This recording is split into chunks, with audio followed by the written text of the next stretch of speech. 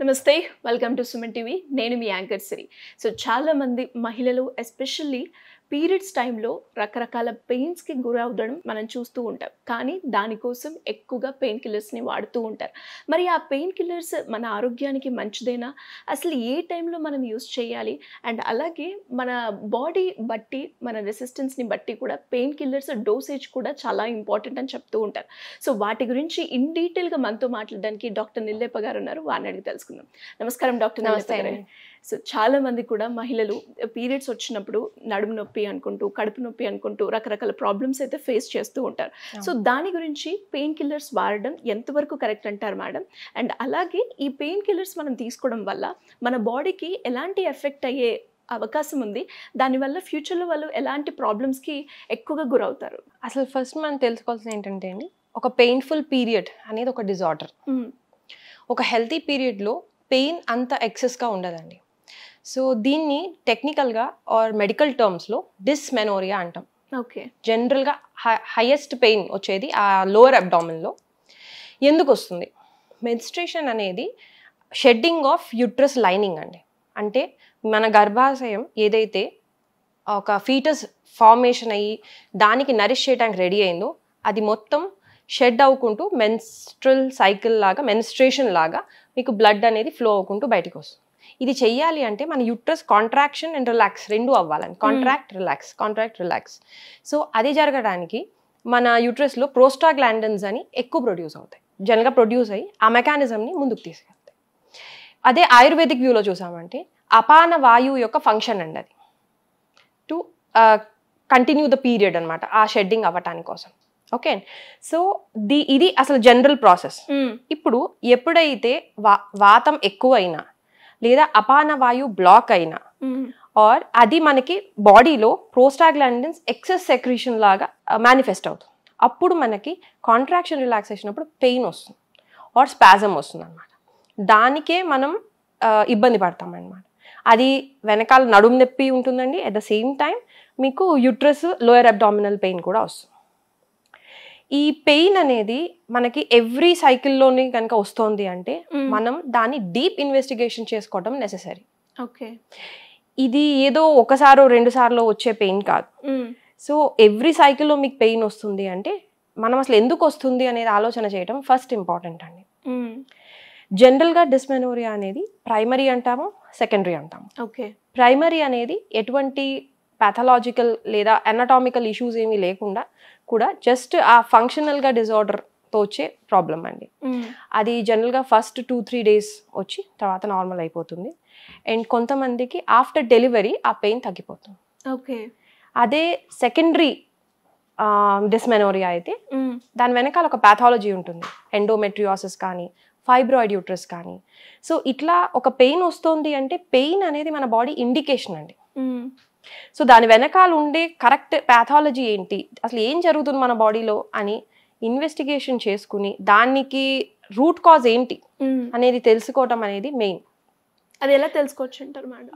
Various investigations ఉంటాయి. ఒక first of all నేను ఎక్కువ డిస్మెనోరియా కేసెస్ చూసినప్పుడు అందరూ ఓవర్ ద కౌంటర్ వెళ్ళి పెయిన్ కిల్లర్స్ తీసేసుకుంటారు.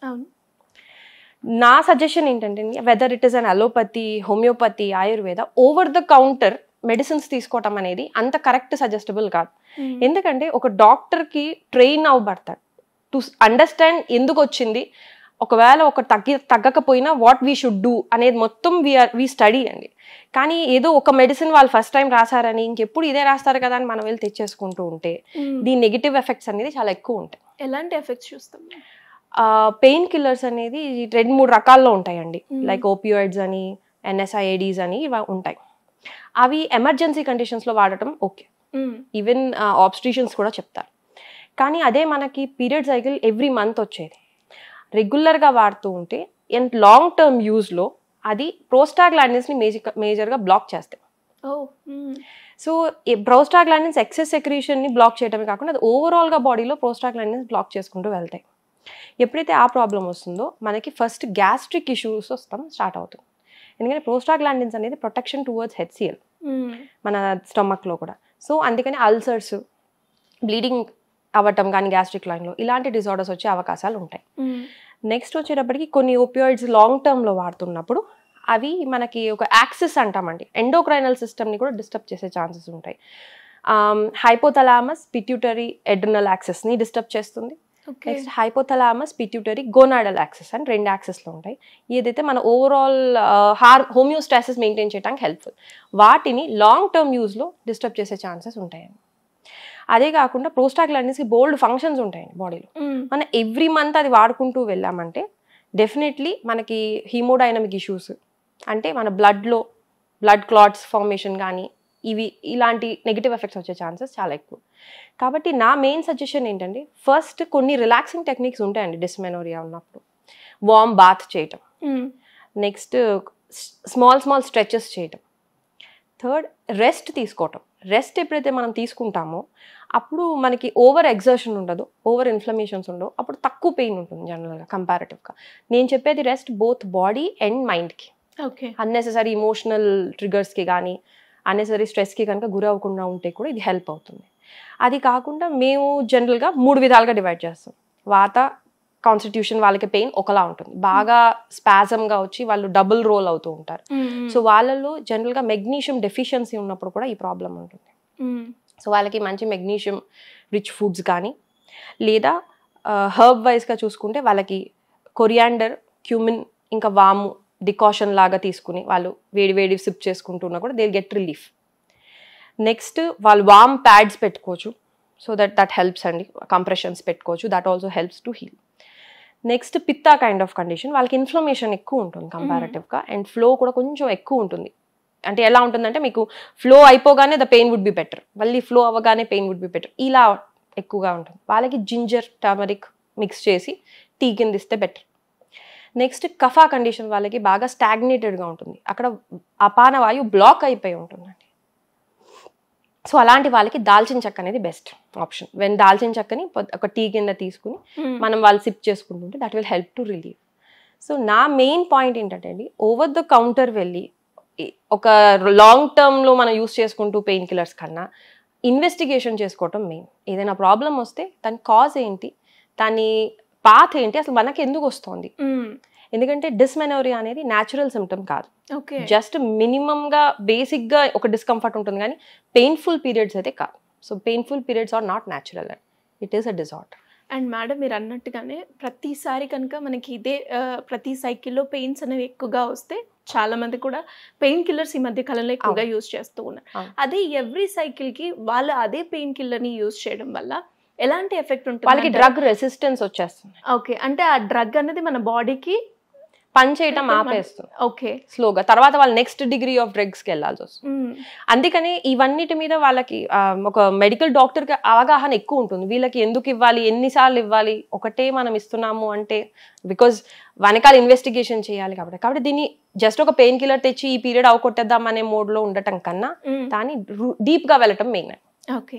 అండ్ అదే విధంగా మేడం ఈ డ్రగ్ రెసిస్టెన్స్ మీరు అన్నారు, అది రావడం జరుగుతుంది అంటే దాన్ని మనము అంటే ఇప్పుడు మనం వేసుకున్నా కూడా ఆ టాబ్లెట్ పని చేయట్లేదు అని మనకు తెలిసినప్పుడు అయినా మనకి పెయిన్ వస్తుంది అన్న కండిషన్లో మనం ఏం చేయాలంటారు? న్యాచురల్ వేస్లోకి వెళ్ళటమే అండి. న్యాచురల్ వేస్ కూడా మీరు ఫస్ట్ ట్రై చేయాల్సిందే. న్యాచురల్ పద్ధతుల్లో అవ్వకపోతే అప్పుడు ఎమర్జెన్సీ కండిషన్లో మనం ఇది తీసుకోవటం కరెక్ట్. ఇప్పుడు మన లైఫ్ స్టైల్ చేంజ్ అవుతుందండి. ఇప్పుడు మనం అస్తమాను రెస్ట్ తీసుకోలేకపోతున్నాం, are we have to work, మన కండిషన్స్ మన రెస్పాన్సిబిలిటీస్ అట్లా అవుతున్నాయి. అట్లా అయినప్పుడు కూడా ఇఫ్ మనకు అవేర్నెస్ ఉందనుకోండి దట్ వీఆర్ అండర్ పీరియడ్స్ ఉన్నప్పుడు మనం ఎక్కువ ఎగ్జర్షన్ లేకుండా ఉంటే బెటర్ అన్నప్పుడు we will be more cautious. ఇంకా న్యాచురల్ పద్ధతుల్లో చాలా వరకు క్లియర్ అవుతాయండి. మేము కూడా హోమియోపతితో కానీ పల్స్ చూసి వాళ్ళ తత్వం బట్టి పెయిన్స్కి డిస్మెనోరియాకి చాలా ఈజీగా క్లియర్ చేసేవి ఉన్నాయి. ఇది మనం కరెక్ట్ టైంలో డీల్ చేయలేక వచ్చే ప్రాబ్లమే, కానీ డీల్ చేస్తే మాత్రం క్లియర్ అయిపోతుంది. ఓకే, అంటే మేడం కరెక్ట్ టైం అన్నారు కాబట్టి మనకి ఫస్ట్ సైకిల్లో ఇలా వచ్చింది, మనం మెడికేషన్ తీసుకున్నాం ఫైన్, బట్ అదే 2 సైకిల్లో సెకండ్ థర్డ్ రిపీట్ అవుతోంది, మనకు అలాగే ఉందంటే దెన్ లెటెస్ట్ నెక్స్ట్ దాన్ని తగ్గించుకోవచ్చు. అస్తమాను మన పీరియడ్స్ ఒక న్యాచురల్ని మనం ఈజీతో మనం దాన్ని హ్యాండిల్ చేసుకున్నాం అనుకోండి, అది మనకి భారం అనిపించదు. అదే కనుక మనం పెయిన్ఫుల్గా ఉంటే అమ్మో ఏంటి అస్తమాను అని మనమే స్ట్రెస్ లెవెల్స్ ఇంక్రీజ్ చేసుకుంటున్నారు. జస్ట్ ఏంటి దాని హ్యాండిలింగ్ పద్ధతి తెలియాలి. అండ్ అదే విధంగా మేడం మీరు అన్నట్టుగా చాలా మంది పేరెంట్స్ కూడా అంటే పీరియడ్స్ టైంలో పెయిన్స్ అనేవి కామన్ అని కూడా చెప్పి ఇలాంటి పెయిన్స్ వచ్చినా కూడా చాలా మంది రికగ్నైజ్ మీరు చెప్పినట్టుగా అంటే ఇవి కామన్ ఇంకా వస్తాయి, డిజార్డర్ కింద రికగ్నైజ్ చేయరు. సో కానీ ఖచ్చితంగా అదే సైకిల్లో మనకి పీరియడ్స్ అనేది రిపీట్ అయితే ఖచ్చితంగా మనం డాక్టర్ని అప్రోచ్ అవ్వాలి. ఇప్పుడు మెగ్నీషియం డెఫిషియన్సీ కూడా చాలా ఇంపార్టెంట్ అండి. మెగ్నీషియంకి ఆల్మోస్ట్ 300 ఫంక్షన్స్ 400 ఫంక్షన్స్ ఉంటాయి. సో మన బాడీ అది ఒక ఫామ్లో ఇండికేట్ చేస్తున్నప్పుడు మనం దాన్ని కన్సిడర్ చేసుకోవాలి కదా, మళ్ళీ అది ఇంకొక డెఫిషియన్సీ ఇష్యూ రాకుండా. ఎస్ మేడం, అంటే బేసిక్గా చాలా మందికి కూడా దీని గురించి అవేర్నెస్ లేకపోవడం, ఇది దీనివల్లే అవుతుంది అని తెలుసుకోక వల్లనే మనం ఎక్కువగా ఇలాంటి పెయిన్ కిల్లర్స్ వాడడానికి ఇంట్రెస్ట్ చూపిస్తూ ఉంటాం. Anyways great awareness madam. Thank you so much. నమస్తే.